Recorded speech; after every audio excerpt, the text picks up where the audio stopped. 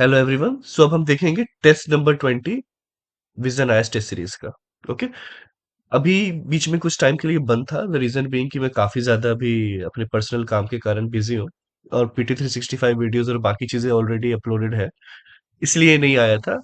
अभी हमने वैसे 5 टेस्ट कंप्लीट कर लिए हैं, तो आपको ये परेशानी हो ना कि 20 नंबर से क्या है कि हम इसके बाद वो रिवर्स ऑर्डर में चलने लगेंगे। ओके। तो अभी टेस्ट नंबर 20 जो है वो अभी हम सॉल्व करने वाले हैं। तो जितना मुझे टाइम मिल पाता है अपने ऑफिस के बाद, उसके लिए मैं सोचता हूँ कि आपके लिए जितना हो सके मैं करता हूँ। बाकी आपको निश्चिंत रहना, ये पूरे टेस्ट कंप्लीट हो जाएंगे, क्योंकि आखिरी के मंथ में टाइम ही क्या रहेगा, अप्रैल का, मई का। तो उसमें हमें बस टेस्ट सीरीज ही तो सॉल्व करते रहनी है सबसे ज्यादा। तो हम करेंगे।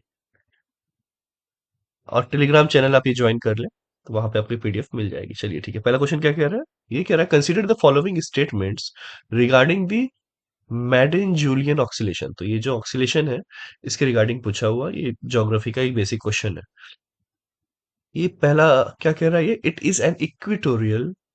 ठीक है, ये इक्विटोरियल है या नहीं, ये आपको पहले पता होना चाहिए। तो यस, ये इक्विटोरियल है।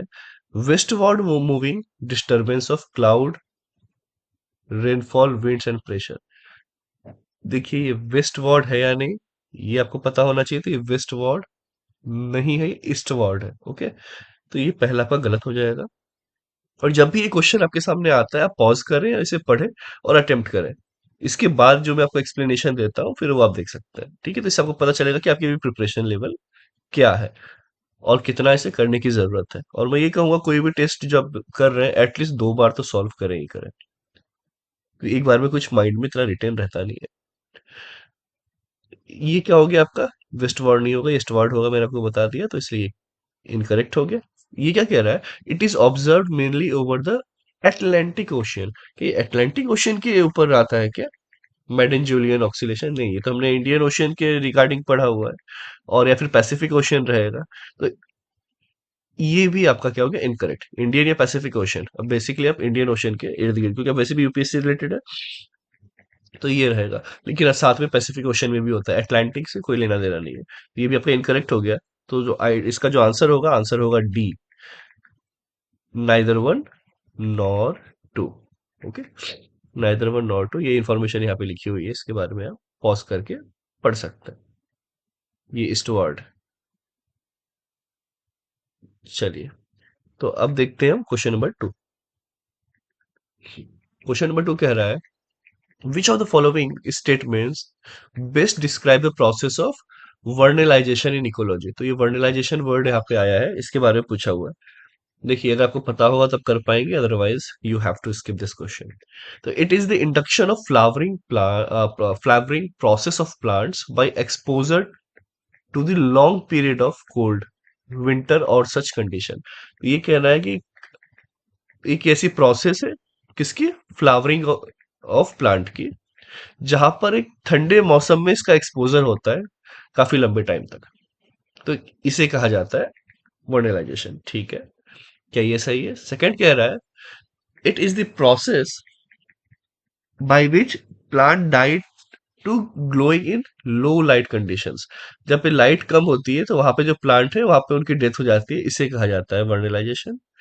सी कह रहा है, it is the mechanism by which plants regulate their water intake during dry periods. तो ड्राई पीरियड्स में जिस तरीके से, जो समर सीजन वगैरह जो होता है, तो उसमें इस तरीके से वो इंटेक कर लेते हैं, ये होता है। या फिर ऑप्शन डी, डी क्या कह रहा है? It is a process of asexual reproduction in which plant reproduce through structures other than flower and seeds. तो फ्लावर और सीड के अलावा जो है, इनका रिप्रोडक्शन होता है और इसके थ्रू वो बढ़ते हैं। तो इसमें से आंसर क्या करेक्ट है? तो देखिए, इसका जो करेक्ट आंसर है ऑप्शन ए। इसमें क्या होता है कि flowering process of plant by exposure to the long period of cold winter. मतलब अब वो अपने एक नॉर्मल टेम्परेचर के साथ थे, अब जब कोल्ड विंटर आया, तो वो फ्लावरिंग जो सीजन होता है ना, आप देखते हो कि फ्लावर बूम करते हैं उस समय, ठंड जब से ठंड बढ़ती है, लेकिन उसके बाद उनमें वो चेंजेस आने लगते हैं। ओके, तो वो जो चेंजेस आते हैं, उस चेंजेस को क्या कहा जाता है? वर्नलाइजेशन। उस चेंजेस को कहा जाता है वर्नलाइजेशन, जिसके थ्रू वो रिप्रोडक्शन करते हैं। ठीक है, जैसे ठंड बढ़ती है, तो उसके बाद वो रिप्रोडक्शन करते हैं प्लांट्स। ये हो गया आपका सेकंड का answer A.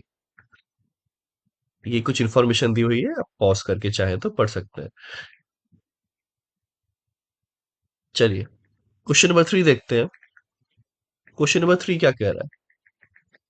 Recently, India was re-elected to the Council of International Maritime Organization। ठीक है, इंटरनेशनल मैरीटाइम ऑर्गेनाइजेशन से रिलेटेड है कि इंडिया री इलेक्ट हुआ है। तो हाँ, ये री इलेक्ट तो इंडिया हुआ है। अब इसके बाद क्या पूछा हुआ है कि International Maritime Organization is a specialised agency of the United Nation. तो क्या ये यूनाइटेड नेशन की स्पेशलाइज्ड एजेंसी है? ओके। सेकंड है, it India was elected among 10 states with the largest interest in providing the international shipping service। तो इस shipping service से related है और टॉप 10 में क्या है? ये टॉप 10 स्टेट्स में इंडिया एक है। तो ये ठीक है, क्या ये शिपिंग सर्विस रिलेटेड है? ये थोड़ी सी हमें सोचने वाली बात है। थर्ड जो है, India has the distinction of being a member of IMO council continuously since 1959। अब ये थोड़ा सा ना, ये स्टेटमेंट जब होते हैं कि आईएमओ काउंसिल में जो है मेंबर है, ओके, तो ये जरूरी नहीं है, उसे रह भी सकते हैं बहुत बार कंटिन्यूअसली। कोई भी जब एक बार ज्वाइन करेगा तो मेंबरशिप हमेशा रहेगी। बट यहाँ पे ये चीज नहीं है। 1983 और 84 उसके आसपास जो है ये 2 साल के लिए मेंबर नहीं था, तो ये आपका गलत हो जाएगा। इसके बाद, अब वैसे भी आप अगर आपको गेस भी करना है कि यार ठीक है, इतना इतना लंबे टाइम तक जरूरी नहीं है मेंबर रहा हो, कभी इन हुआ हो आउट हुआ हो, ये भी पॉसिबल है। इसके बाद देखा जाए तो 10 स्टेट्स, तो यहाँ पे शिपिंग सर्विसेज लिखी हुई है, तो इस शिपिंग सर्विसेज रिगार्डिंग यहाँ पे ये नहीं है। ये यूएन की एजेंसी है, तो यस करेक्ट। तो आंसर इसका होगा ओनली वन।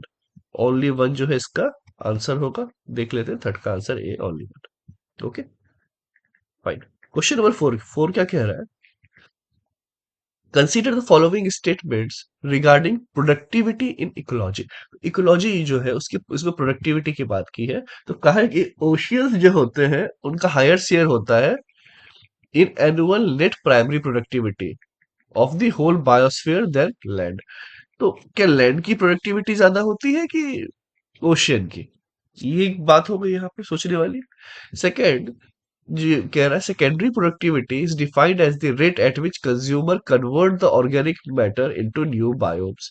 तो ये हो गई सेकेंडरी प्रोडक्टिविटी, कि देखिए कुछ कन्वर्जन हो रहा है ऑर्गेनिक मैटर का बायोम में, तो ऑब्वियसली बात है प्रोडक्टिविटी बता रहा है कि कितना कन्वर्जन होगा, क्या होगा, तो सेकेंडरी में आता है। तो अब इसका आंसर क्या है? क्या दोनों सही है? तो अब देखिए, ओशियन का जो प्रोडक्टिविटी होती है सर, वो काफी कम होती है एज कंपेयर टू किसके? एज कंपेयर टू हमारे जो लैंड मास है।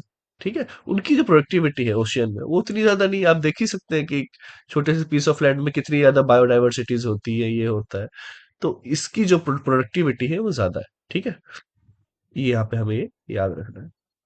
आप टोटल क्वांटिटी पे मत जाइए, प्रोडक्टिविटी की बात हो रही है ना, पर यूनिट एरिया। ये नहीं सोचना कि सर 70% के आसपास तो सी है, तो ओवरऑल उसमें जो क्वांटिटी ज्यादा है, क्वांटिटी अलग चीज होती है, प्रोडक्टिविटी क्या होता है पर यूनिट एरिया में कितना ज्यादा प्रोडक्टिव होगा इकोलॉजिकल पॉइंट ऑफ व्यू से। तो इसीलिए ये जो है गलत हो गया। सेकंड डेफिनेटली सही है। इसका आंसर होना चाहिए बी, ओनली टू। तो यस, इसका आंसर जो है ओनली टू है। इसके बाद देखते हैं अभी के लिए लास्ट क्वेश्चन इस वीडियो का। ये कह रहा है consider the following statements regarding the thorium minerals.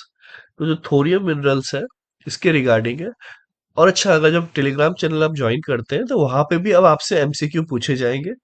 ठीक है, 4 से 5 एमसीक्यू के आसपास और डेली बेसिस वहां पे रहा करेगा, जो कि हमने हमारे हिसाब से डिजाइन किया इस तरीके से कि जो इजी मीडियम हार्ड इस तरीके से जो एक कॉन्सेप्ट होता है यूपीएससी का, कि वो 20% के आसपास क्वेश्चन इजी पूछते हैं, 60% के आसपास मीडियम लेवल पूछते हैं, मीडियम से टफ के साइड, और 20% टफ पूछते हैं।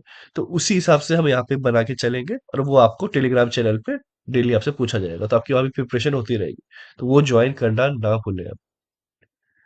अब देखिए, कंसीडर क्या कह रहा है यहाँ पे? थोरियम रिलेटेड पूछा गया है कि थोरियम मिनरल जो है वो used for the production of nuclear energy. हाँ, होता है, यूरेनियम होता है सर, वैसे थोरियम भी होता है। तब इसके बारे में कहा है कि एक्सट्रैक्ट होता है मोनेजाइट ओर से। तो ये क्या, ये मोनेजाइट ओर से होता है? यस, डेफिनेटली ये इसी से ही होता है। अब कहा गया ये नर्मदा ताप्ती रिवर बेसिन के आसपास है। क्या ये सही है?